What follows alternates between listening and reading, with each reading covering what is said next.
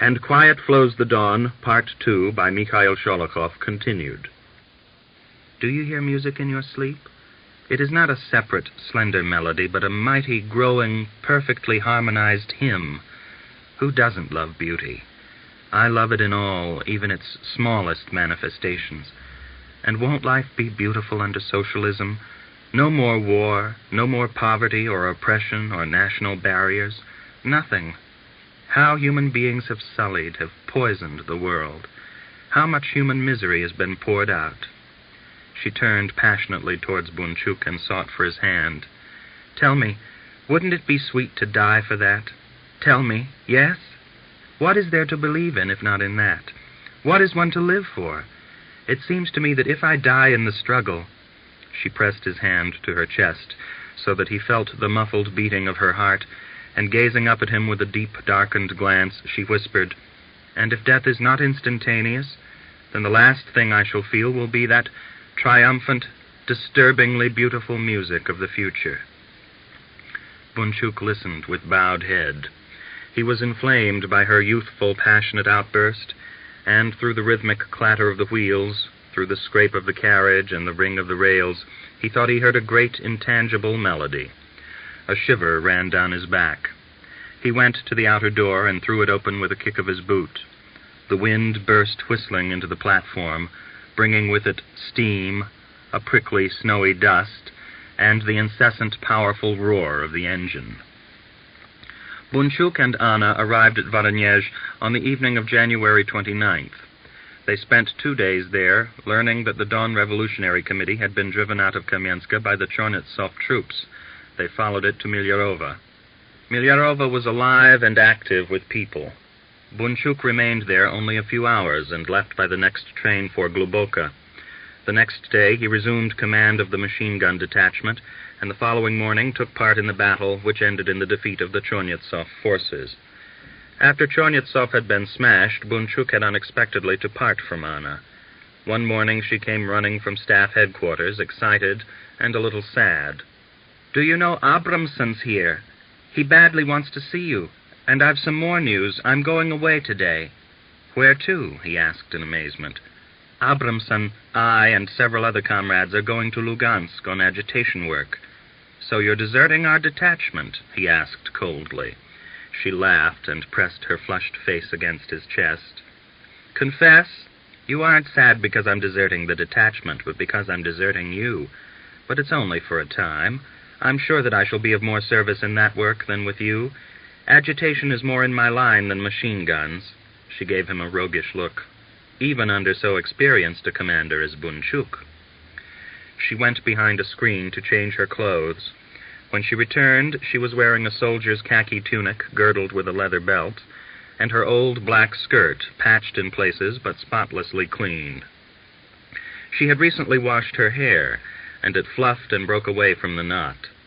She put on her overcoat and asked in a voice which had lost all its previous vivacity and was dull and pleading, Will you be taking part in the attack today? Why, of course. I'm not going to sit with folded hands. I only ask you. Listen, do be careful. You'll do that for my sake, won't you? I'm leaving you an extra pair of woolen socks. Don't catch cold and try to keep your feet dry. I'll write to you from Lugansk. The light suddenly faded from her eyes. As she said goodbye, she confessed, You see, it's very painful for me to leave you. When Abramson proposed that I should go to Lugansk, I was delighted, but now I feel that it will be desolate there without you. Another proof that feeling is only in the way at present. Well, in any case, goodbye. She was cold and constrained in her farewell, but he understood that she was afraid of breaking down in her resolution. He went to the door to see her off. She walked away hurriedly, swinging her shoulders and not looking round. He wanted to call her back, but he had noticed a moist glitter in her eyes as she said goodbye for the last time, and mastering his desire, he shouted with feigned cheerfulness, I hope to see you in Rostov. Keep well, Anna. She glanced round across her shoulder and hastened her steps. After she had gone, Bunchuk suddenly realized all his terrible loneliness. He turned back into the house, but ran out again at once as though it were on fire. Everything there spoke of her. Everything retained her scent, the forgotten handkerchief, the soldier's wallet, the copper mug, everything her hands had touched. Until nightfall, he wandered about the station, experiencing an unusual anxiety and a feeling that something had been cut away from him. He could not get accustomed to his new situation. He abstractedly stared into the faces of Red Guards and Cossacks, recognizing some, and being recognized by many others. He was stopped by a Cossack who had been in the army with him during the Russian-German War. The man dragged him to his home and invited him to join in a game of cards with a number of other Red Guards and sailors. Enveloped in tobacco smoke, they slapped the cards down, rustled their Kandinsky ruble notes, and cursed and shouted incessantly.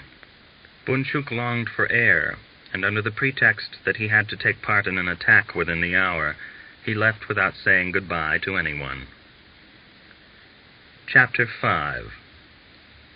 The last hopes of the counter-revolutionary forces were collapsing like rotten wood. The Bolshevik noose was lashing and tightening round the throat of the Don province. The revolutionary forces were drawing near to Rostov, and Kornilov, realizing that it was dangerous to remain in the town, decided on February 22nd to retreat. Towards evening of that day, a long column of soldiers wound its way out of Rostov, marching heavily over the half-melted snow. The majority were wearing officers' uniforms, and captains and colonels were in command of the platoons. In the ranks were Junkers and officers of all degrees, from ensigns to colonels. Behind the numerous wagons of the baggage train came crowds of refugees, elderly, well-dressed men in overcoats and galoshes, and women wearing high-heeled shoes. In one of the companies of soldiers was Captain Listnitsky. The evening shadows gathered. A frost set in. A salty, humid breeze was blowing from the mouth of the Don. Yellow puddles appeared here and there on the heavily trodden road. The going was difficult, and the damp penetrated inside the boots. As he walked, Listnitsky listened to the conversation of the men in front of him. An officer in a fur jacket and an ordinary Cossack fur cap was saying, "Did you see him, Lieutenant? Rodzianko, the president of the State Duma, and an old man, forced to go on foot. Russia is going to her Golgotha." Someone remarked ironically, "A Golgotha, truly, with the one difference that instead of a stony road we have snow and a devilish cold." "Have you anything to smoke?" a lieutenant asked Listnitsky. The man took the cigarette Eugene offered, thanked him, and blew his nose on his hand, soldier fashion, afterwards wiping his fingers on his coat. "You're acquiring democratic habits, Lieutenant," a lieutenant colonel smiled sarcastically. "One has to, willy-nilly. What do you do? Have you managed to salvage a dozen handkerchiefs?" The lieutenant colonel made no reply. Tiny green icicles were clinging to his reddish-gray mustache. Occasionally he snorted, frowning with the cold which pierced through his overcoat. The flower of Russia, Listnitsky thought, glancing with keen commiseration over the ranks of the column winding along the road. As he listened unattentively to the conversation, he recalled his departure from Yagodnaya, his father, and Aksiniya. He was choked by a sudden feeling of yearning. He put his feet forward limply, stared at the rifle barrels and bayonets swinging in front of him, at the fur caps and cowls swaying to the rhythm of the march, and thought, every one of these 5,000 ostracized are like me, carrying with them a charge of hatred and boundless anger. The swines have thrown us out of Russia and think to crush us here. We shall see. Kornilov will yet lead us into Moscow. Until the 24th of March, the volunteer army was concentrated in the district of Olginsk, a few miles to the southeast of Rostov. Kornilov delayed any further movement, as he was expecting the arrival of General Popov, the newly appointed ataman of the Don Cossack army, who had retreated from Novocherkass into the steppes to the east of the Don with a detachment of 1,600 men, 5 field guns, and 40 machine guns. Popov, accompanied by his chief of staff, Sidorin, and a Cossack escort, rode into Olginsk on the 26th. He reined in his horse on the square in front of the house occupied by Kornilov, and dismounted, and slowly walked towards the porch, followed by Sidorin. Entering the hall, the two newcomers greeted the generals assembled for the conference and went to the table. Alexeyev asked a few unimportant questions concerning their journey and the evacuation of Novicherkass. Kutyepov entered, accompanied by several line officers whom Kornilov had invited to the conference. Staring fixedly at Popov, who had seated himself calmly at the table, Kornilov asked, "General, tell us the size of your detachment." 1,500 swords, a battery, and 40 machine guns with their complement. You know the circumstances which have compelled the volunteer army to evacuate Rostov? We held a conference yesterday, and took the decision to march to the Kuban in the direction of Yekaterinodar, where volunteer detachments are already in action. We shall take this route. He passed the blunt end of his pencil over the map and went on hurriedly. We shall draw in the Kuban Cossacks as we march, shattering the few unorganized and feeble Red Guard bands which may attempt to impede our movement. We propose that you join the volunteer army with your detachment and march with us to Yekaterinodar. It is not to our interests to split up our forces. I cannot do that, Popov announced sharply and resolutely. Alexeyev bent a little in his direction.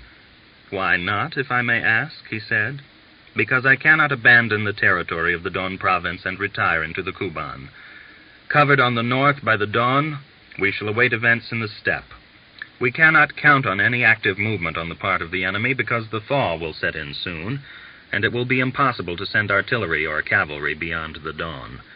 From the area we have chosen, well supplied with forage and provisions, we can develop guerrilla activities at any moment and in any direction. He stopped for breath, but seeing that Kornilov was about to speak, obstinately shook his head. Let me finish.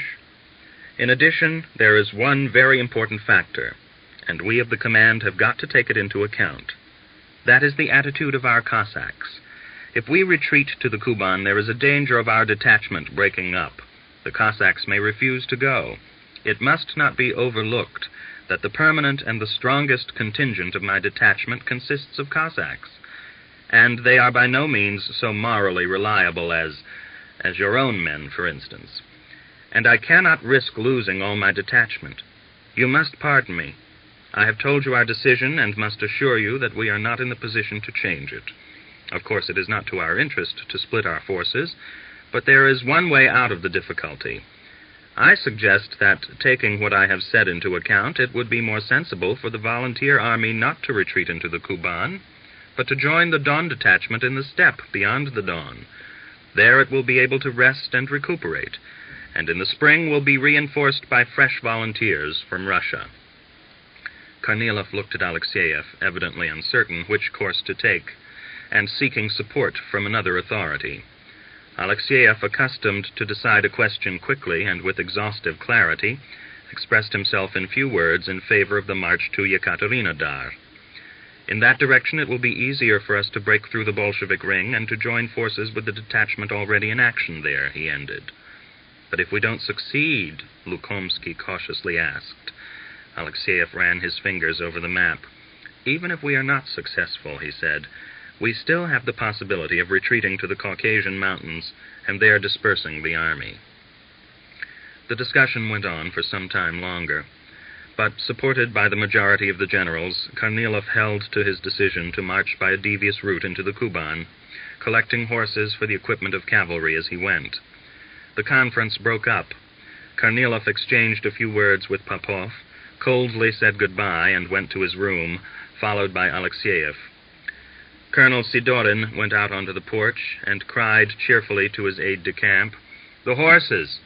A young, swarthy-faced Cossack captain came up to him. He halted on the lowest step and asked in a whisper, "Well, what decision, Colonel?" "Not bad," Sidorin replied in an undertone, with exaggerated cheerfulness. "We have refused to march to the Kuban. We're leaving at once. Are you ready, Izvarin?" "Yes, they're bringing the horses." The escort brought up the horses, and Izvarin, Grigory Melyakov's old friend, mounted his and gave the order to ride into the street. Popov and Sidorin, accompanied by some of the generals, came down the front steps. One of the escort held General Popov's horse and helped him to find his stirrup. Waving his homely Cossack knout, Popov put his horse into a trot, and behind him, standing in the stirrups and leaning a little forward, came Sidorin, the other officers, and the Cossacks. Chapter 6. After Kalyedin's death, a military council was summoned in Novocherkass, at which General Nazarov was appointed provincial ataman. Only a few delegates were present. Assured of the support of this depleted council, Nazarov proclaimed the mobilization of all Cossacks from 17 to 55 years of age. But the Cossacks obeyed reluctantly, despite threats and the dispatch of armed bands into the villages to enforce the order. The council was feeble in action. All felt that the result of the struggle against the Bolsheviks was a foregone conclusion. During the sessions of the council, Nazarov, formerly an energetic and vigorous general, sat with his head on his hands, as though tortuously thinking of something. Golubov's detachment was sent by the Revolutionary Committee in a wide encircling movement to capture Novocherkass, and Bunchuk went with it. Golubov led the division at a swift pace, riding at its head and bringing his whip impatiently down across his horse's croup. At daybreak, they passed through a little village. It was still deserted, but near the square an old Cossack was breaking the ice in a trough by a well. Golubov rode up to him, while the division halted. "Good morning, old man," the commander greeted the Cossack. The man slowly raised his mittened hand to his fur cap and replied in an unfriendly tone, "Good morning." "Well, Daddy, have your Cossacks gone off to Novocherkass? Has there been a mobilization in your village?" Without answering, the old man hurriedly picked up his axe and disappeared through the gateway of his yard. "Forward!" Golubov cried, and rode off cursing. That same day, the military council was preparing to evacuate Novocherkass. The newly appointed field ataman of the Don Army, General Popov, had already withdrawn the armed forces from the town and removed all the military supplies. Meeting with no opposition, Golubov's cavalry entered Novocherkass unexpectedly. Golubov himself, accompanied by a large detachment of Cossacks, galloped up to the headquarters of the military council. A crowd of gaping sightseers was gathered at the gate, and a courier was waiting with General Nazarov's saddled horse.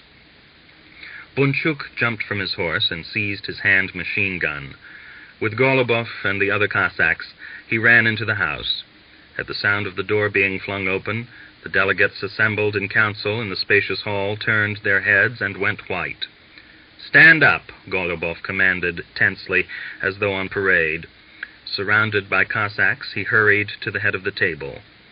At the authoritative shout, the members of the council rose with a rattle of their chairs, only Nazarov remaining seated.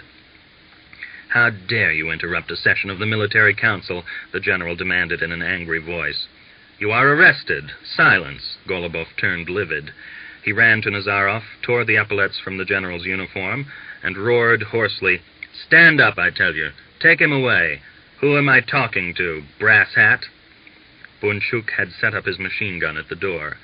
The members of the council herded together like sheep.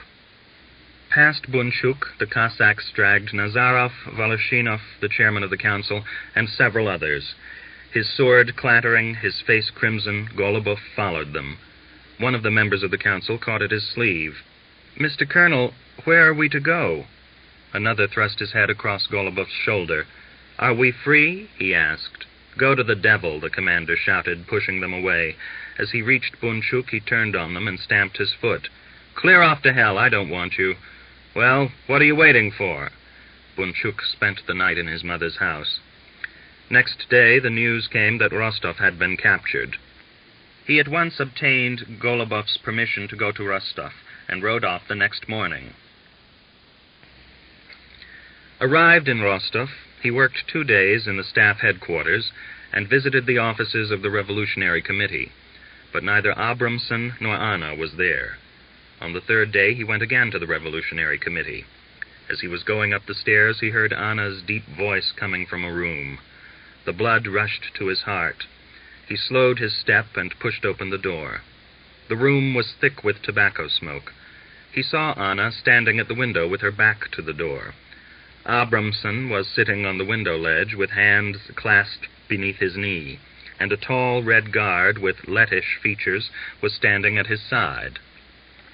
As the man rolled a cigarette, he was talking, evidently telling of some humorous incident, for Anna had her head thrown back in a hearty laugh, and Abramson's face was furrowed like a melon skin with his smile. Bunchuk walked across and laid his hand on Anna's shoulder. "Hallo, Anna." She looked round. The blood flooded her face and flowed down to her collarbones, and tears started to her eyes.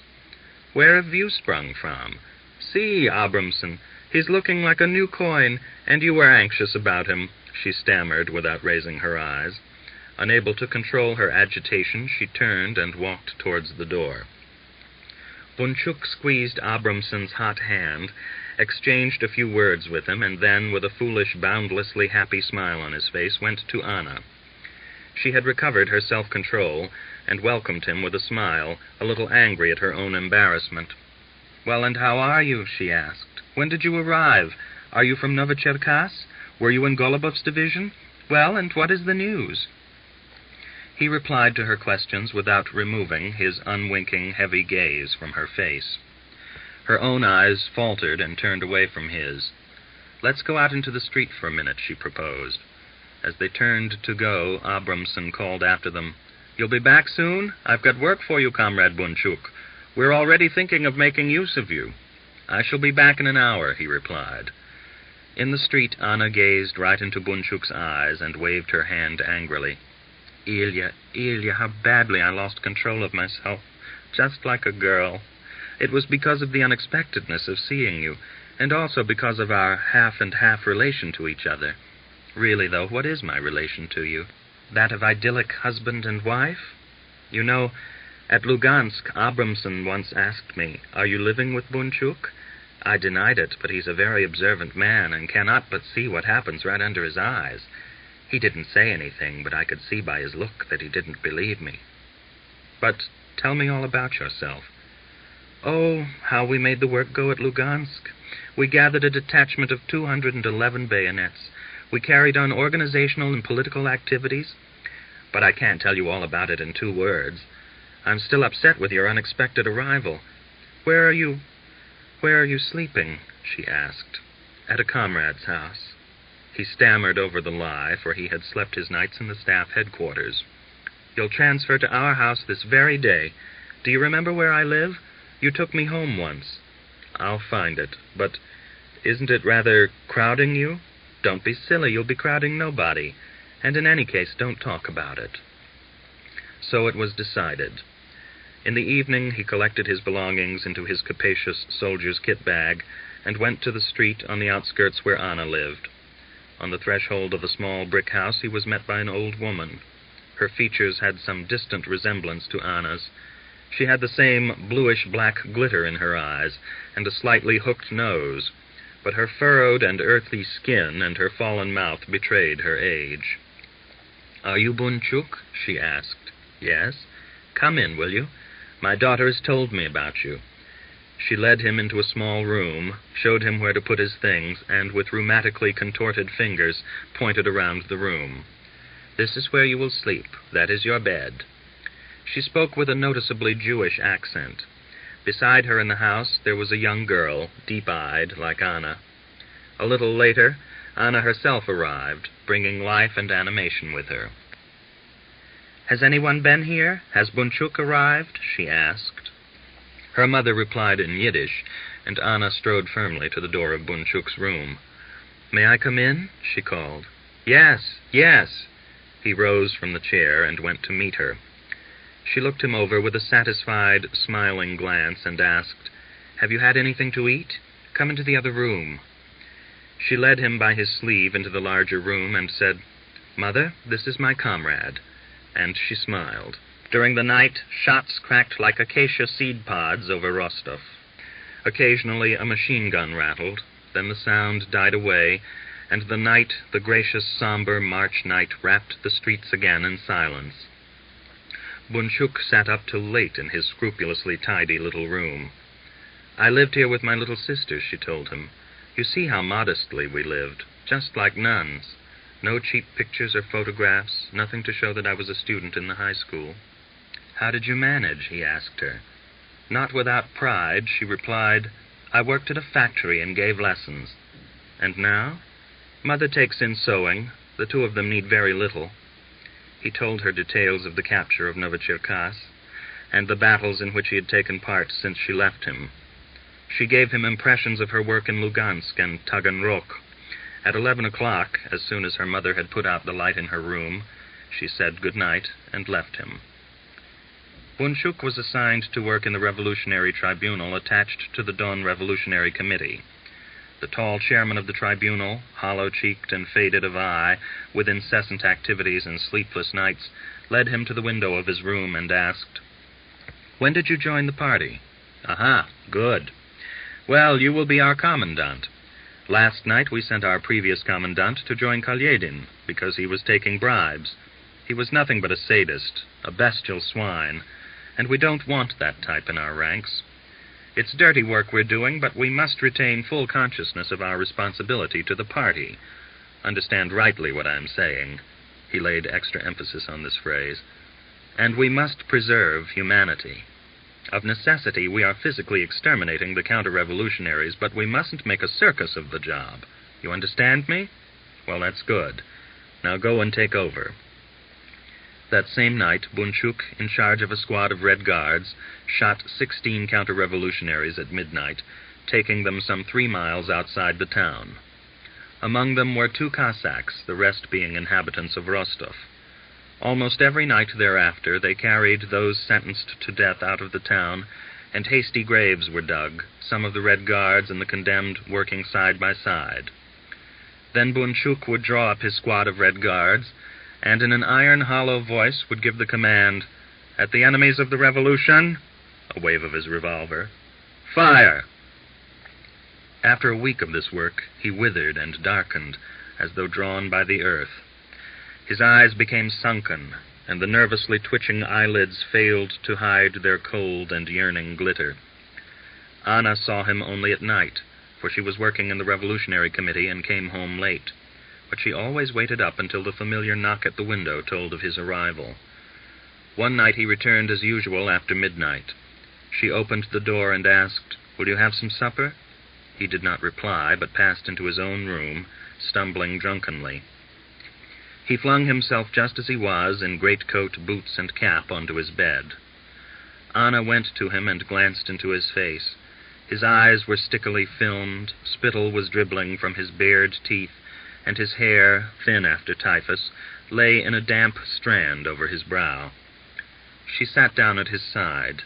Pity and pain clawed at her heart.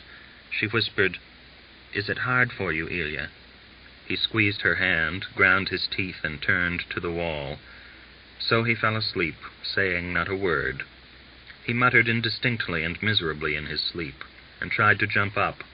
She watched him in terror and shuddered with unaccountable fear. He slept with eyes half closed, and the yellow of the swollen whites gleamed feverishly below the lids. "Go away from here," she told him in the morning. "You'd better go to the front. You're looking like nothing on earth, Ilya. You'll perish at this work." "Shut up," he shouted, his eyes blinking with his rage. "Don't shout.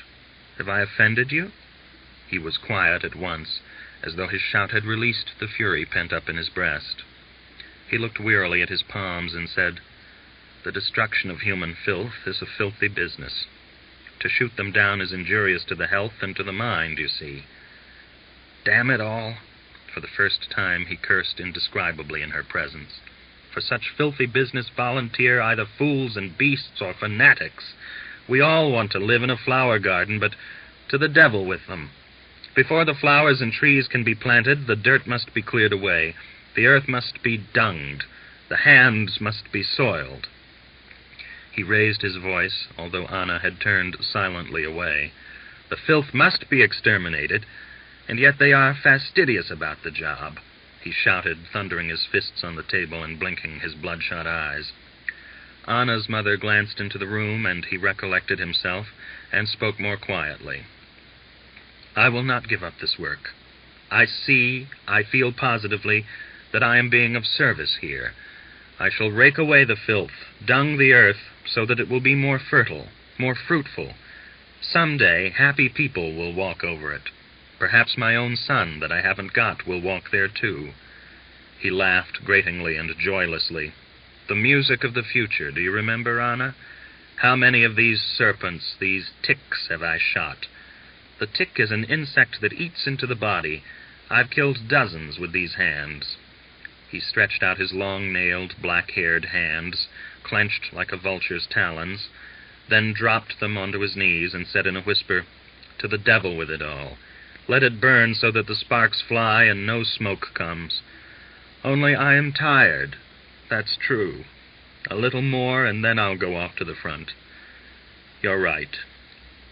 She quietly said, "Yes, go to the front or get on to other work. Do, Ilya, or you'll go out of your mind." He turned his back to her and drummed on the window. "No, I'm strong. Don't think that there are any men made of iron. We're all cast of one material. In real life there isn't a man who is without fear in battle, and not a man who can kill people without getting morally scratched. I don't feel any regret for the officers. They're class-conscious like you and me. But yesterday I had to shoot 3 Cossacks among the rest, 3 toilers. I began to bind one." His voice became hollow and indistinct, as though he were going farther and farther away. "I happened to touch his hand, and it was as hard as sole leather, covered with calluses. A black palm, all cuts and lumps. Well, I must be going." Seized by a harsh spasm, he sharply broke off and rubbed his throat. He put on his boots, drank a glass of milk, and went out. In the passage, Anna overtook him. She stood long, holding his heavy, hairy hand in her own. Then she pressed it to her flaming cheek and ran out into the yard. Time swept on in lengthening days. The weather turned warmer. Spring came knocking at the lands of the dawn. At the beginning of April, Red Guard detachments driven back by the Ukrainians and the Germans began to arrive in Rostov. Murders, pillaging, unauthorized requisitions occurred in the town. The Revolutionary Committee was compelled to disarm certain completely demoralized units. The task was not accomplished without conflicts and exchanges of fire.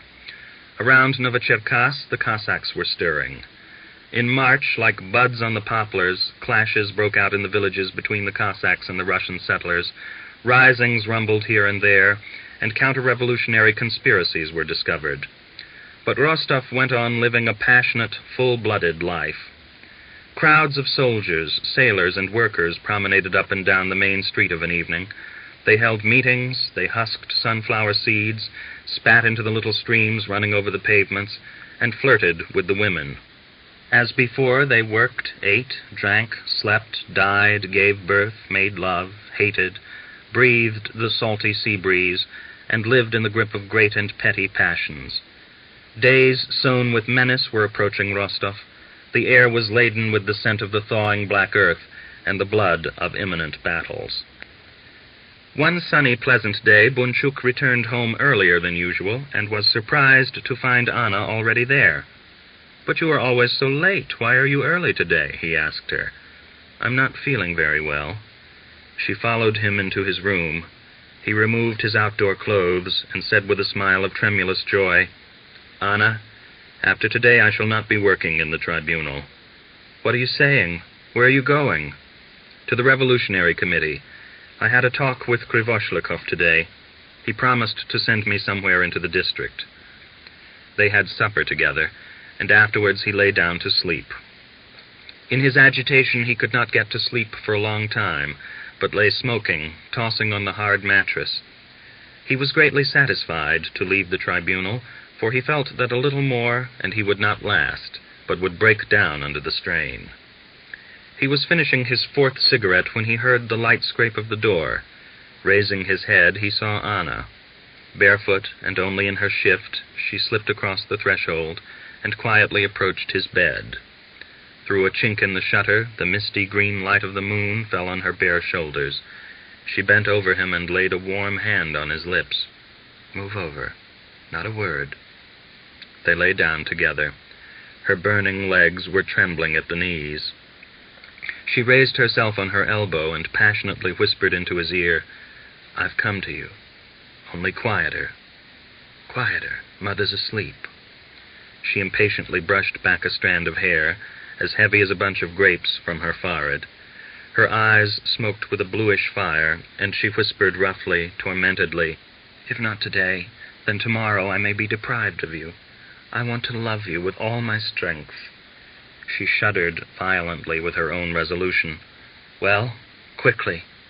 Bunchuk kissed her cool, tightly swelling, drooping breasts, and stroked her compliant body. But with horror, with a great shame that whipped his consciousness, he realized that he was impotent. His head shook and his cheeks flamed with his torture. After a moment, Anna released herself and angrily thrust him off. Pulling down her shift with loathing and aversion in her voice, she asked in a contemptuous whisper, Are you impotent? Or are you ill? Oh, how abominable! Leave me alone." He squeezed her fingers so tightly that they cracked a little, fixed his gaze on her dilated, mournfully darkened, hostile eyes, and stammeringly asked, his head twitching paralytically, "Why? What are you condemning me for? Yes, I'm burnt up to the very depths of me. Even for this I am impotent at the moment. I am not ill. Understand! Understand! I am only completely emptied." He bellowed stupidly, jumped up from the bed, and lit a cigarette. He huddled by the window as though shattered. Anna arose, silently embraced him, and as calmly as a mother kissed him on the brow. But after a week, when that happened which they both desired, Anna, hiding her burning face beneath his arm, confessed, "I thought you had been with some other.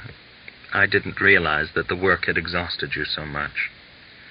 And for long afterwards, Bunchuk felt not only the caress and fire of a woman beloved, but the warm, full-flowing care of a mother. He was not sent into the country. Podchelkov insisted that he should be retained in Rostov. The Don Revolutionary Committee was boiling with activity, preparing for a provincial Congress of Soviets, and for a struggle against the counter-revolution raising its head in the Don area. Chapter 7. The frogs were croaking beyond the riverside willows. The sun streamed over the hillside across the rapids. The cool of evening was soaking into the village of Sholokhov. Enormous slanting shadows cast by the huts fell athwart the dusty road. The village cattle were straggling slowly back from the steppe. The Cossack women drove them on with wattles, exchanging gossip as they went. The barefoot and already sunburnt children were playing at leapfrog in the side alleys. The old men were sitting in rows on the ledges of the hut walls. The village had finished the spring sowing. Only here and there were they still sowing sunflowers and millet. A group of Cossacks was sitting on a fallen oak close to one of the huts on the outskirts of the village. The master of the hut, a freckled artilleryman, was telling of some incident in the Russian-German war. His audience, an old neighbor and his son-in-law, were listening in silence. The artilleryman's wife, a handsome woman, as corpulent as a noblewoman, came down the steps. Her rose-colored bodice, gathered into her skirt, was torn at the elbows, and revealed her swarthy, shapely arms. She was carrying a pitcher, and went to the cattle yard with that free and sweeping, elegant stride peculiar to Cossack women. Her hair was escaping from its white kerchief, and the shoes on her bare feet slapped along, lightly pressing down the young green overgrowing the yard. The sound of milk streaming against the sides of the pitcher came to the ears of the Cossacks. The mistress finished milking the cows, and returned to the hut, a little bowed, and carrying the full pitcher of milk in her left hand. "Simeon, you'd better go and look for the calf," she called from the steps. "And where's Mitka?" her husband asked. "The devil knows, he's run off somewhere."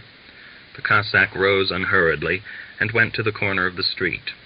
The old man and his son-in-law turned to go home, but the Cossack called to them from the corner. "Look, Dorofei Gavrilitch, come here." The two men went across to the Cossack, who silently pointed out into the steppe. A ruddy cloud of dust, raised by ranks of infantry, cavalry, and wagons, was advancing along the road. "Soldiers, surely?"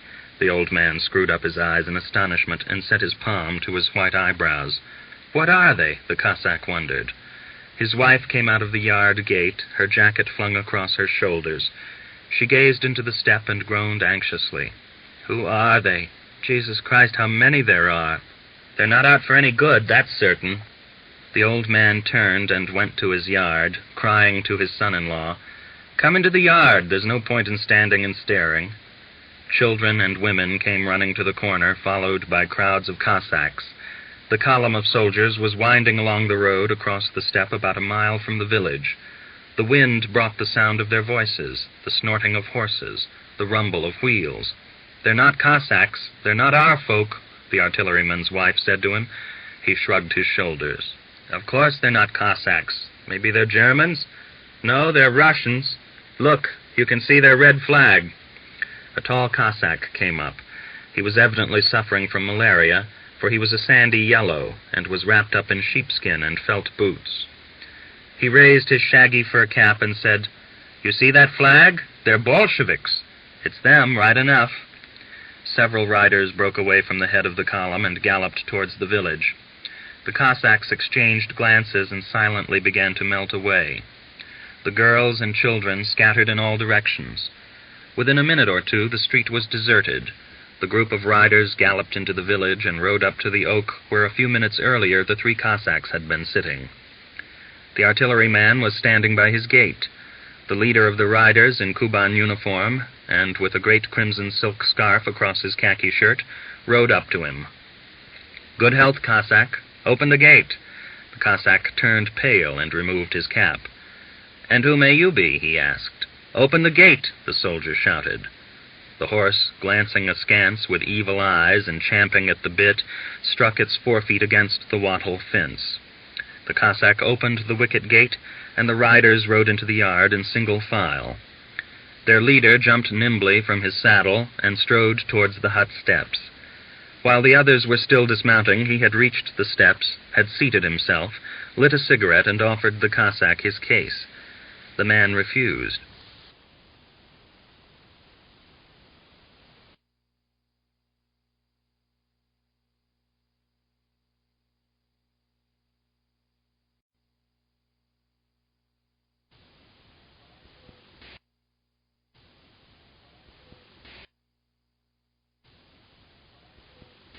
And Quiet Flows the Dawn, Part 2, by Mikhail Sholokhov, continued.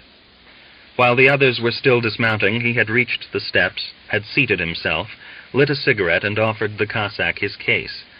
The man refused. "Don't you smoke?" "Thank you." "You're not old believers here?" "No, we're Greek Church." "And who may you be?" "We're Red Guards of the Second Socialist Army." The other riders hurried towards the steps, leading their horses.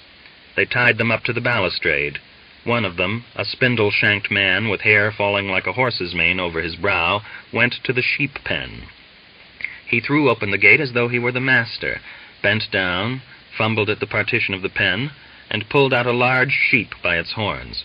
"Pyotr, come and give me a hand," he cried in a high falsetto voice.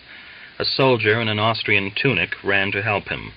The Cossack master stroked his beard and looked about him as though he were in someone else's yard. He said nothing and only went up the steps into the hut when the sheep, its throat slit by a saber, doubled up its thin legs. The Kuban soldier and 2 others, one a Chinese, the other a Russian, followed him into the kitchen. "Don't take offense, Cossack," the leader cried as he crossed the threshold. "We'll pay for all we have." He clapped his hand against the pocket of his trousers and laughed aloud. But the laugh suddenly died away as his eyes fell on the Cossack's wife. She was standing by the stove, her lips compressed, staring at him with terrified eyes. His eyes shifting restlessly around the kitchen, he turned to the Chinese and said, "You go with the old man." He pointed to the Cossack. "Go with him. He'll give you hay for the horses. Let us have some hay." He turned to the Cossack. "We'll pay handsomely for it. The Red Guard never pillages. Off you go, Cossack, off you go." A steely note sounded in his voice. Accompanied by the Chinese and the other soldier, the Cossack went out of the hut. He was going down the steps when he heard his wife calling in a weeping voice. He ran back into the porch. The soldier had seized the woman's arm above the elbow and was dragging her into the twilit front room. She was resisting, pushing at his chest with her hands. He was on the point of putting his arms around her waist and carrying her off bodily, but at that moment the door flew open. The Cossack strode across the kitchen and placed himself in front of his wife. His voice was hard and low. "You came as a guest into my hut. What are you doing shame to my wife for? Clear out. I'm not afraid of your guns. Take whatever you want. Steal everything, but don't lay hands on my wife. You'll do that across my body. And you, Nura," his nostrils quivering, he turned to his wife, "you go along to Daddy Dorofei. There's no point in your staying here." Adjusting the straps across his shirt, the soldier smiled wryly. "You get upset easily, Cossack. You won't even let a man have his little joke. I'm the joker of the whole regiment, don't you know? I did it on purpose. I'll see what the woman's like, I thought. But she started bawling. Have you let us have some hay? You haven't any? Well, has your neighbor?" He went out whistling, vigorously waving his whip. Soon afterwards, the entire detachment entered the village. There were about 800 bayonets and swords in all. The Red Guards, a good third of them Chinese, Lets, and other foreign nationalities, prepared to spend the night outside the village. Evidently, their commander did not trust his nondescript and undisciplined soldiers in the village at night. Shaken in battles against the Ukrainian troops and the German Army of Occupation, this detachment of the Second Socialist Army had fought its way back to the Don and was trying to make its way through to Voronezh in the north. Demoralized under the influence of the criminal elements that flourished in the detachment, the Red Guards were roistering along the road. That night, despite the threats and orders of their command, they poured in crowds into the village, began to kill sheep, ravished 2 Cossack women on the outskirts, opened causeless fire on the square, and wounded one of their own number. During the night they got drunk on the spirits they were carrying with them. But meantime 3 mounted Cossacks had been dispatched from the village to give the alarm in the neighboring villages. In the darkness of the night the Cossacks saddled their horses, armed themselves, and hastily assembled detachments of front-line Cossacks and elder men. Under the command of officers and sergeant-majors living in the villages, they hurried toward Sholokhov, concealing themselves in ravines and behind rises all round the Red Guard camp. During the night, groups of men arrived from all the surrounding villages. The Milky Way was burning out in the sky, the black, velvety fur of night was molting and fading. At dawn, the avalanches of Cossack horsemen flung themselves with a roar from all sides on the Red Guards. A machine gun rattled and died away, broke into fire again, then was silent. Within an hour the deed was accomplished. The detachment was completely shattered. More than 200 were shot and hewn down. Some 500 were taken prisoner. 2 batteries of 4 field guns apiece, 26 machine guns, thousands of rifles, and a large store of military equipment fell into the hands of the Cossacks. Next day, the red flags of couriers galloping along the roads and tracks burst into blossom throughout the district. The villages seethed with excitement. The Soviets were thrown out head over heels, and ataman were hurriedly appointed. By the beginning of May, the upper districts of the Don province had completely broken away from the Don Revolutionary Committee. The populous Vishenska was elected the center of the new district, which was called the Upper Don. And the Upper Don region, drawing 12 Cossack and 1 Ukrainian district into its orbit, began to live its own life, cut off from the main center of the Don province. A Cossack from the Yelansk district, a general named Zakhar Akhimovich Alferov, was hurriedly elected regional ataman. It was said of him that he had made his way upward from indigent Cossack officer to the rank of general, only thanks to his wife, an energetic and intelligent woman. It was said that she had dragged her ungifted consort by the ears, and had given him no peace until, after failing 3 times, at the 4th examination he passed into the military college. But if Alferov was talked about at all in these days, it was very little. The Cossacks' minds were occupied with other things. Chapter 8. The floodwater was beginning to abate from the fields. By the garden fences, the brown earth was laid bare and edged with borders of dry reeds, branches, and dead leaves left behind by the flood. The pussy willows of the flooded Donside woods were beginning to turn green, and the catkins hung in tassels. The poplars were ready to burst into bud. In the village farmyards, the sprigs of the alders hung low down to the pools at their feet, and their yellow buds, fluffy like the down of ducklings, dabbled in the wind-ruffled water. At dawn and sunset, flights of wild geese and ducks swam up to the fences in search of food. The copper-tongued grebes called in the backwaters. At noonday, the wind-driven surface of the Don was flecked and fondled by white-feathered teal. There were many birds in transit that year. The Cossack fishermen, rowing out to their nets at dawn, when the wine-red sunrise was staining the water with blood, frequently saw swans resting in the wooded stretches of water. But the news brought back to the village by Christonia and old Matvei Kashulin was the greatest miracle of all. They had driven into the government forest to select a couple of young oaks for their farm needs, and as they were making their way through a thicket, they discovered a wild goat with a young kid. The lean, yellow-brown goat jumped out of a dell overgrown with thistles and thorns, and stood gazing for some seconds at them, her thin legs dancing nervously, the kid pressing against her. Hearing Christonia's gasp of astonishment, she sped off so fast through the oak saplings that the Cossacks hardly caught sight of her blue-gray hoofs and the camel hue of her short tail. "What was that?" Matvei Kashulin asked, dropping his axe in his astonishment. With inexplicable pride, Christonia roared through the magically silent forest, "It must have been a goat, a wild goat. I've seen them in the Carpathians. Then the war must have driven it into our steppe." There was nothing left for Christonia but to agree.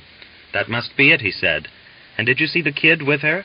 A pleasant sight, damn it, just like a child with its mother." All the way back to the village they were discussing this unprecedented visitor to the district. Old Matvei began to have his doubts. "But if it was a goat, where was its horns?" he asked. "And what do you want horns for?" "I don't want the horns, I simply asked. If it was a goat, why wasn't it like a goat?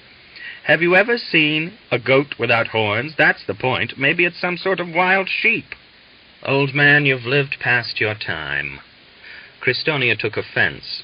"Go and call on the Myelyakovs. Their Gregor's got a whip made out of goat's legs. Then will you admit it or not?" It happened that old Matvei had occasion to visit the Myelyakovs the same day. Certainly the stock of Gregor's whip was covered with leather made from a wild goat's leg. Even the tiny hoof at the end was there in its entirety, and was ingeniously shod with a copper shoe. On the Wednesday of the last week in Lent, Misha Koshevoy went early one morning to examine the nets he had set in the river by the forest. He left his hut before dawn. The earth, crumbled by the morning frost, was crusted with fine ice, and scrunched beneath his feet. Misha walked along with a great oar over his shoulder, his cap thrust on the back of his head, his trousers gathered into white woolen stockings, breathing in the intoxicating morning air and the scent of the raw dampness. He pushed off his boat and rowed swiftly, standing and pulling strongly at the oar. He examined his nets, took a fish from the last, dropped the net back into the water, and then, as he rowed easily back, decided to have a smoke. The sky was reddening with the sunrise. In the east, the mistily blue heaven looked as though splashed from below with blood. The blood flowed over the horizon and turned a rusty gold. As he lit his cigarette, Misha watched the slow flight of a grebe. The smoke curled and clung to the branches of the trees and drifted off in clouds. Examining his catch, 3 young sterlet, some 8 pounds of carp, and a heap of whitefish, he thought, "Must sell some of it. Squinting Lukashka will take it in exchange for some dried pears. Mother can make jam from them." He rowed up to the landing stage. By the garden fences where he kept the boat, a man was sitting. When he got a little nearer, he saw that it was Valyat, squatting on his haunches and smoking an enormous cigarette made of newspaper.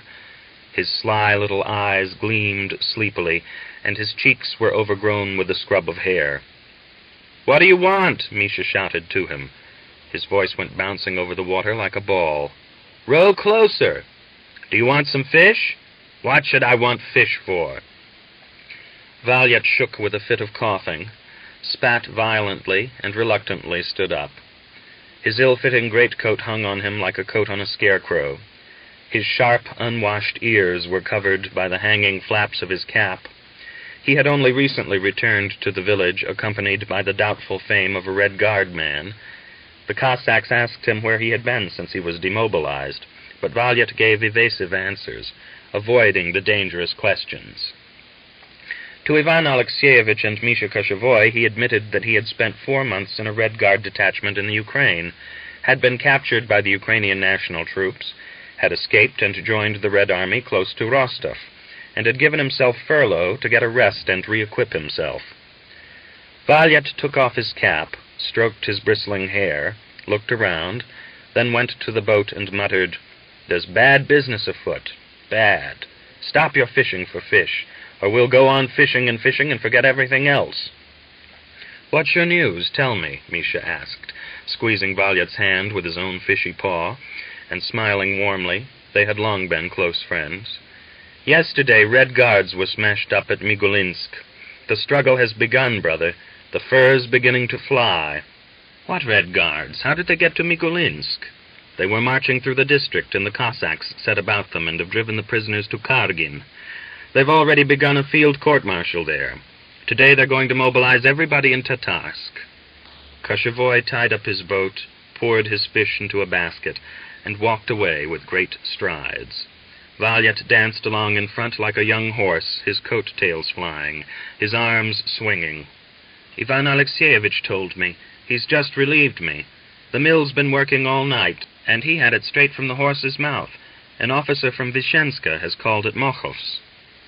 Across Misha's face, matured and faded with the years of war, passed a look of anxiety. He glanced sidelong at Valyat. "Now what's going to happen?" he asked. "We must clear out of the village." "Where to?" "To Kamyanska." "But the Cossacks are white there." "Then more to the left." "How are you going to get through?" "It can be done if you want to, and if not, stay behind and the devil take you," Valyat suddenly snarled. "Where to, and where to? How am I to know? Look around a bit and you'll find a hole through for yourself." "Don't get angry." "What does Ivan say?" "Well, you're getting Ivan to move." "Not so loud, there's a woman looking." They glanced fearfully at a young woman driving cows out of a yard. At the first crossroad, Misha turned back. "Where are you going?" Valyat asked in surprise. Without looking back, Misha muttered, "I'm going to get my nets out." "What for?" "I don't want to lose them." "So we'll be going?" Valyat said in delight. Misha waved his oar and said as he walked away, "Go along to Ivan Alexeyevich, and I'll take my nets home and come along after." Ivan Alexeyevich had already succeeded in passing the news on to the Cossacks who were friendly. He sent his little son to the Melyakovs, and Griegor came back with him. Christonia turned up without being warned, as though he had had a presentiment of impending trouble. Soon Koshevoy also arrived, and they began to discuss the situation. They all talked at once, hurriedly, every moment expecting to hear the tocsin bell. "We must clear out at once. They'll be bridling us this very day," Valyat incited them with burning words. "Give us your reasons. Why must we?" Christonia queried. "How, why must we? They'll be ordering mobilization, and do you think you'll escape it?" "I won't go, and that's all there is to it." "They'll carry you." "Let them try. I'm not a bullock at the plow." Ivan Alexeyevich sent his cross-eyed wife out of the hut, then angrily snorted, "They'll take you. Valyat's right there. Only where are we to go? That's the question." "That's what I've already told him," Misha sighed. "Well, do as you like. Do you think I want the lot of you?" Valyat snarled. "I'll clear out by myself. I don't want any white livers with me." "Yes, but why?" And "Yes, but where? They'll give it to you hot and shove you into prison for Bolshevism. How can you sit there joking? In such times as these, everything will go to the devil." Concentratedly, and with quiet anger, turning over in his hands a rusty nail torn out of the wall, Griegor Melyakov poured cold water over Valyat. "Not so much talk. Your position is different. You can go where you like. But we must think it over carefully. I've got a wife and 2 little children. I can't look at it in the same way as you." He narrowed his black, angry eyes, bared his stout teeth, and shouted, "You can wag your tongue, you whippersnapper. As you were, so you still remain. You've got nothing but your jacket." "What are you bellowing about?" Valyat cried. "Showing off your officer's ways? Don't shout. I don't care a spit for you." His little nose went white with rage, and his tiny, evil eyes glittered balefully. Griegor had vented on him the anger he felt at having his peace disturbed by the news of the Red Guard's eruption into the district. He jumped up as though struck, strode across to where Valiant was fidgeting on his stool, and restraining with difficulty his desire to strike him, he said, "Shut up, you reptile, lousy snot, you stump of a man. Who are you ordering about? Go where your arse takes you. Clear out so that you don't stink here. Don't speak, you needn't say goodbye." "Drop it, Griegor, that's not the way," Koshevoy shouted, pushing Griegor's fist away from Valiant's nose. "You ought to drop those Cossack habits. Aren't you ashamed? Shame on you, Melyakov, shame on you." Coughing guiltily, Valiant rose and went to the door. But at the threshold he could no longer contain himself, and turning round, stabbed the smiling Griegor with his tongue. "And he was in the Red Guards, you gendarme! We shot men like you!" At that, Griegor also could not restrain himself. He jumped up as though made of rubber, thrust Valiant into the porch, treading on the heels of his boots, and in an unpleasant voice promised him, "Clear out or I'll tear your legs from your arse." Ivan Alexeyevich disapprovingly shook his head and gave Griegor an unfriendly look. Misha sat silently biting his lips, evidently struggling to keep back the angry words that were on the tip of his tongue. "Well, why did he take on himself to tell other people what they've got to do? What did he disagree with us for?" Griegor embarrassedly tried to justify his behavior. Kristonia gave him a sympathetic look, and beneath his gaze, Griegor smiled a simple, childlike smile. "I all but struck him, and hit him once and he'd bleed." "Well, what do you think? We must come to some decision." Ivan Alexeyevich fidgeted under the steely gaze of Misha Koshevoy, who had asked the question, and answered with an effort, "Well, what, Mikhail? Griegor's right in a way. How can we just pick up our things and fly? We've got our families to think of." "Now wait a bit," he said hurriedly as he caught Misha's impatient gesture. "Maybe nothing will happen. Who is to know? They've broken up the detachment at Syetrakhov, and others won't come. We can wait a bit. I've got a wife and child. Our clothes are worn out, and we've got no flour. So how can I go off? Who's going to look after them?" Misha irritatedly raised his eyebrows and fixed his eyes on the earthen floor. "So you're not thinking of clearing out," he said slowly. "I think it's better to wait. It's never too late to clear out.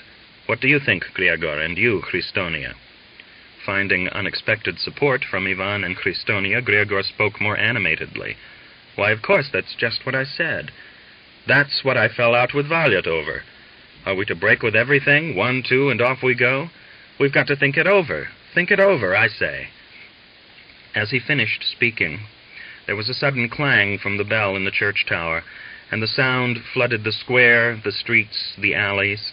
Over the brown surface of the flood waters, over the damp, chalky slopes of the hills, the clangor rolled, disintegrating into fragments and dying away in the forest. Then once more it broke out incessantly and uneasily. Dong, dong, dong, dong. "There it goes," Kristonia blinked. "I'm off to my boat, over to the other side and into the forest. Then let them find me." "Well, and what now?" Koshevoy rose heavily like an old man. "We're not going at once," Griegor answered for the others. Misha once more raised his brows and brushed a heavy lock of golden hair off his forehead. "Goodbye," he said. "It's clear our roads lie in different directions." Ivan Alexeyevich smiled apologetically. "You're young, Misha, and fiery. You think they won't run together again?" "They will. Be sure of that." Koshevoy took leave of the others and went out. He struck across the yard to the neighboring threshing floor. In the ditch, Valiant was huddled. He must have sensed that Misha would go that way. He rose to meet him and asked, "Well?" "They've refused." "I knew they would all along. They're weak. And Grishka, that friend of yours, is a cur. He's only in love with himself. He insulted me, the swine, just because he's stronger. I hadn't a weapon with me or I'd have killed him," he said in a choking voice. Striding along at his side, Misha glanced at his bristling scrub of hair and thought, and he would have killed him too, the skunk. They walked swiftly, every beat of the bell whipping them along. "Come along to my hut," Misha proposed. "We'll get some victuals and be off. We'll go on foot. I shall leave my horse behind. You've got nothing to take?" "I've got nothing," Valiant said wryly. "I've not saved enough to buy a mansion or an estate. I haven't even received my wages for the last fortnight. But let old Potbelly Mokhov get fatter on them. He'll dance with joy at not having to pay them." The bell stopped ringing. The drowsy silence was undisturbed. The chickens were pecking in the ashes along the roadside. Calves were looking for herbage under the fences. Misha looked back. Cossacks were hurrying to the meeting on the square, some of them buttoning up their uniform tunics as they went. A rider sped across the square. A crowd was gathered by the school, the women in white kerchiefs and skirts, the men a mass of black. A woman carrying pails halted in their path, superstitiously refusing to cross in front of them. She said angrily, come on, I don't want to cross your path." Misha greeted her, and with a gleaming smile she asked, "The Cossacks are all going to the meeting. Where are you off to?" "You're going the wrong way, Misha." "I've got something to do at home," he replied. They turned down a side alley. They could see the roof of Misha's hut, the starling box with a dry cherry branch tied to it rocking in the wind. The sails of the windmill on the rise were slowly turning, the torn sailcloth flapping and striking the sheet iron of the steep roof. The sun was not strong, but warm. A fresh breeze was blowing from the dawn. In one yard, some women were plastering a large hut with clay and whitewashing it in readiness for Easter. One of them was kneading the clay with dung. She walked round in a circle, her skirt raised high, with difficulty pulling her full white legs out of the sticky mess. She held her skirt in the ends of her fingers. Her cotton garters were pulled above her knees and cut tightly into the flesh. The two other women, their faces wrapped to the eyes in kerchiefs, had clambered on ladders right under the reed-thatched roof and were whitewashing. With sleeves tucked up above the elbows, they worked the brushes backward and forward, and splashes of whitewash spattered over them. They sang as they worked. The elder, Maria, a widow of one of Bogatyryev's sons, was openly setting her cap at Misha. She was a freckled but good-looking woman. She sang away in a low voice, almost masculine in strength, and famed throughout the village.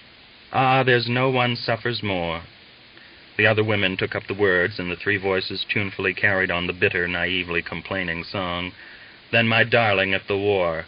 An artilleryman is he, and he always thinks of me." Misha and Valyat passed close to the fence, listening to the song. Then a letter came which said that my darling had been killed. "Oh, he's killed, my darling's killed. Now under a bush he's dead." Maria, her warm gray eyes glittering beneath her kerchief, looked down and stared at Misha.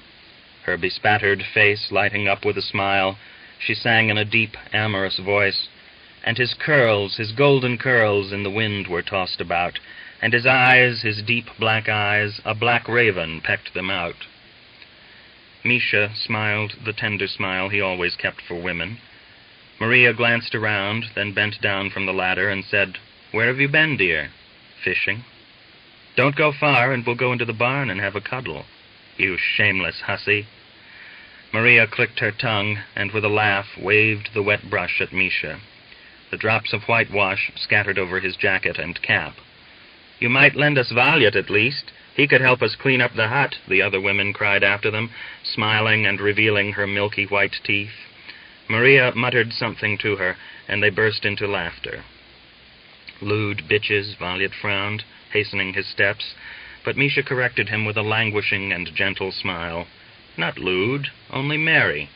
I'm going off, but I'm leaving my darling behind," he added, as he passed through the wicket gate of his yard. After Koshevoy's departure, the others sat on for a little while without speaking.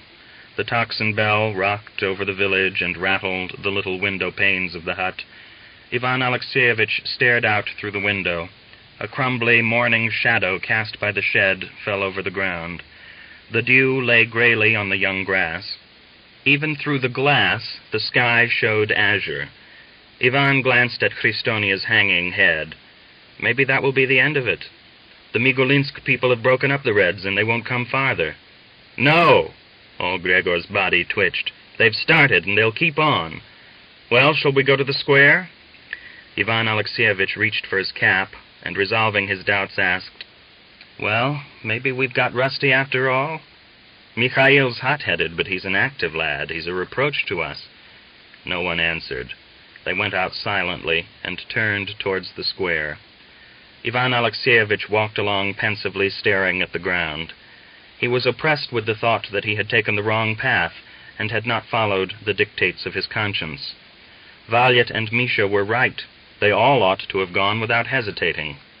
His attempts to justify his conduct were fruitless, and a deliberate, sneering voice inside him shattered them as a horse's hoof crushes the thin ice in the meadow.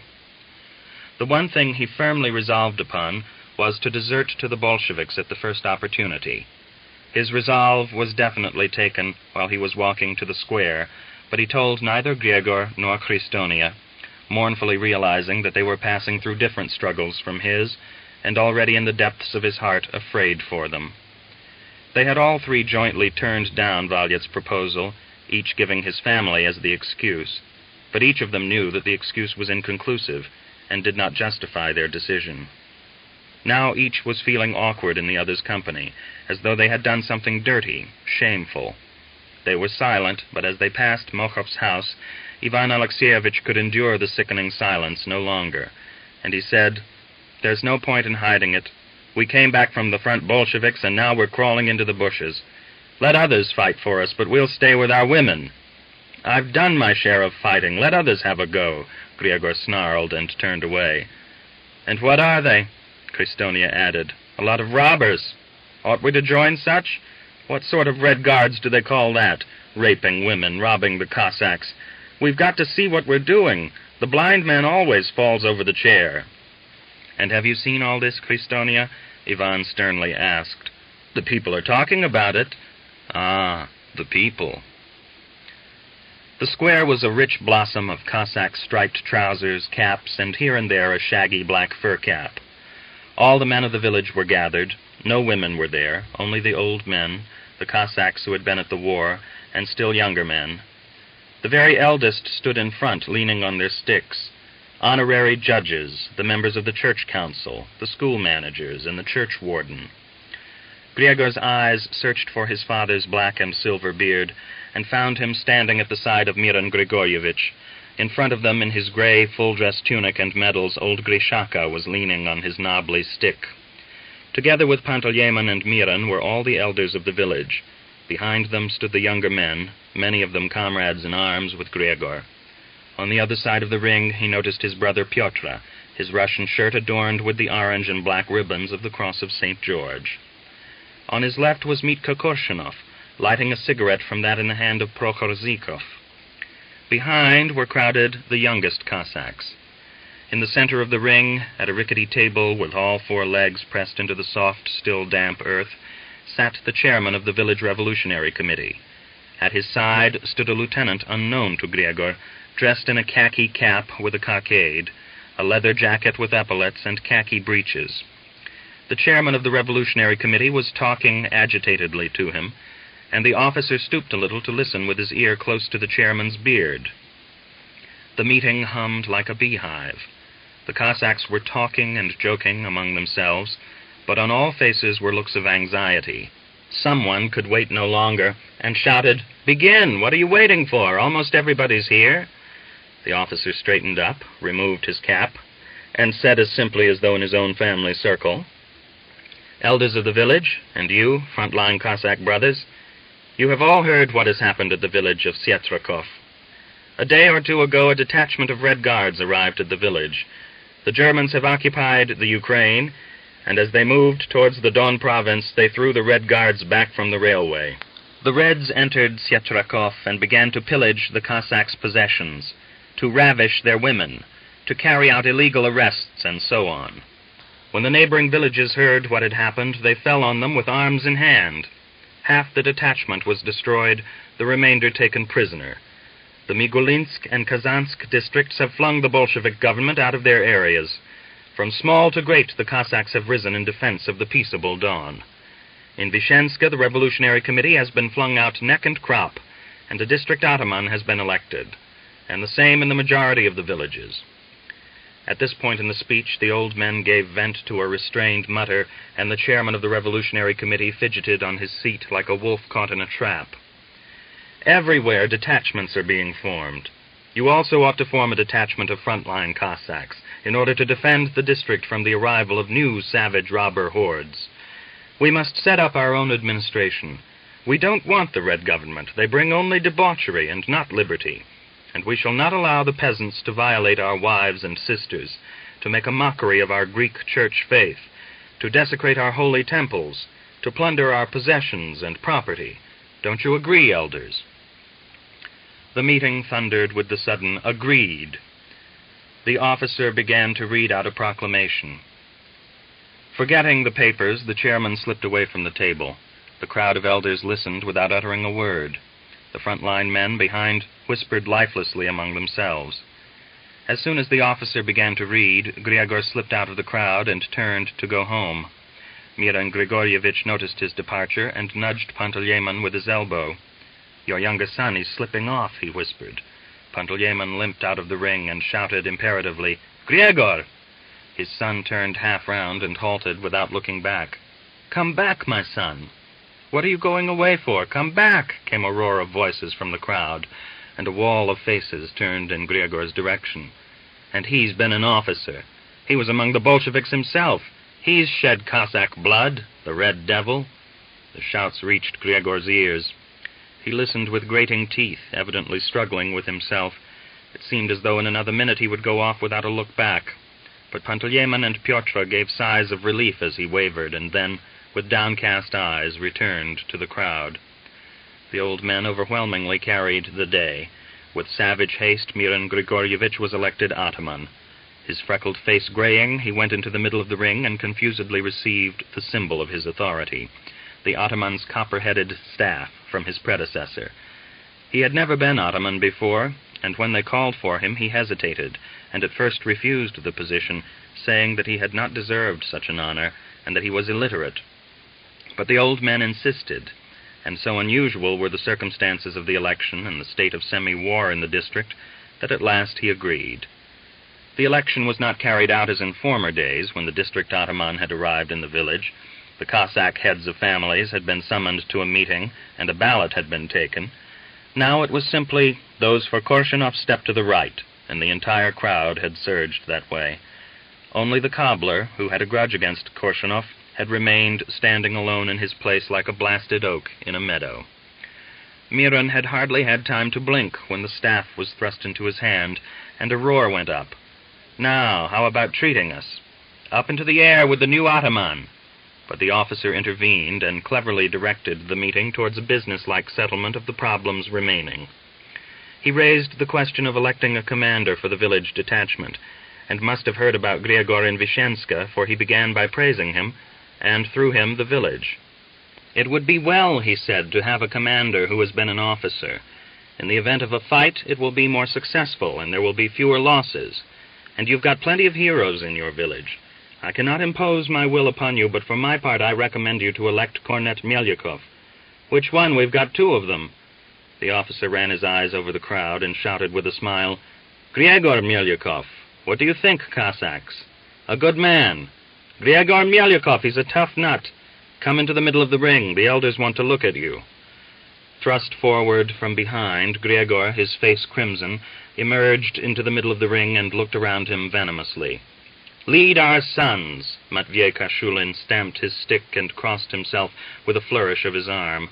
"Lead and guide them so that they will be with you like geese with a gander.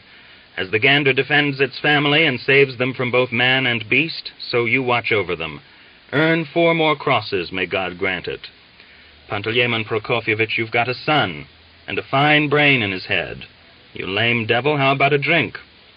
Elders, silence! Shall we carry out a mobilization without calling for volunteers? Volunteers may go or they may not. No, let's have volunteers. You go yourself. What's holding you back?" Meantime, 4 elders from the upper part of the village were having a whispered consultation with the newly appointed ataman. They turned to the officer. One of them, a little toothless old man, advanced from the group to speak to him, while the others hung back. "Your Excellency," the old man said, "it's clear you don't know very much about our village, or you wouldn't have chosen Griagor Melyakov for a commander. We elders don't agree with the selection. We've got a complaint to make against him." "What complaint? What's the matter?" "Well, how can we trust him when he's been himself in the Red Guards, was a commander of them, and it's only 2 months since he came back from them with a wound?" The officer flushed a rosy red, and his ears seemed to swell with the influx of blood. "Is that really true? I hadn't heard that. No one said anything about it to me." "It's true. He's been with the Bolsheviks," another elder harshly confirmed. "We can't trust him." "Change him. What are our young Cossacks saying? They're saying that in the first battle he'll betray them." "Elders," the officer shouted to the meeting, raising himself on his toes, "Elders, we've just elected Grigory Melyukov to be commander. But isn't there a danger in that? I've just been told that during the winter he was himself with the Red Guards. Can you entrust your sons and grandsons to him? And you, front-line brothers, can you follow his lead with quiet hearts?" The Cossacks were silent for a moment. Then a tumult of conflicting shouts arose, and it was impossible to understand a word. When it died away, old Bogatyrev stepped into the middle, took off his cap, and looked around. "In my foolish mind, I think this way. We can't give Grigory Pantelyevich this position. He's been on the wrong road, and we've all heard of that. Let him first earn our trust, atone for his guilt, and then we'll see. He's a good fighter, we know. But we can't see the sun for mist. We can't see his past services. His work for the Bolsheviks prevents us." "Let him go in the ranks," young Andrei Kashulin shouted fiercely. "Make Pyotr Melyukov commander. Let Grishka go in the herd." "Yes, and I don't want the position. What the devil did you put me forward for?" Grigory shouted, flushing with excitement. Waving his hand, he repeated, "I won't take the position if you want me to."